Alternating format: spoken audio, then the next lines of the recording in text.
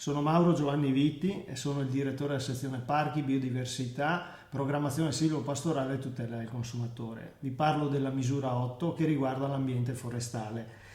La misura si occupa di una serie di interventi atti al miglioramento dei boschi della regione del Veneto, danneggiati da eventi biotici o abiotici oppure dall'abbandono.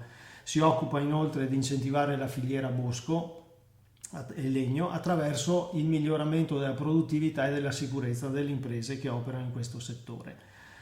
Inoltre l'obiettivo è quello di aumentare le aree dei sistemi agroforestali attraverso degli imboschimenti. Quali sono i beneficiari di questa misura? I beneficiari sono innanzitutto i proprietari e i gestori dei boschi, però ci sono anche gli enti locali e le imprese, le piccole e medie imprese che operano nel settore agroforestale. La misura, che ha una dotazione di 42 milioni e mezzo di euro da qui a fine programmazione, si occupa appunto del recupero delle foreste attraverso l'esecuzione di attività silvocolturali, di radamenti, pulizie del bosco.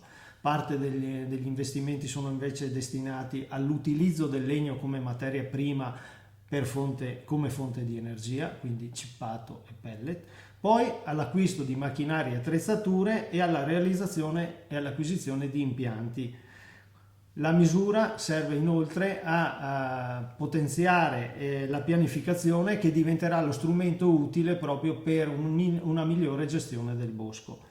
Insieme a questa misura ci sono poi due sottomisure, la 4.3 e la 16.6, che si occupano, la prima della viabilità silvopastorale per l'accesso a queste aree, la seconda invece per creare delle filiere di approvvigionamento di biomasse attraverso la cooperazione. Tutto ciò che vi ho detto lo troverete nei bandi che verranno pubblicati sul bollettino ufficiale della Regione del Veneto e sul sito piave.veneto.it oppure quello della regione.veneto.it.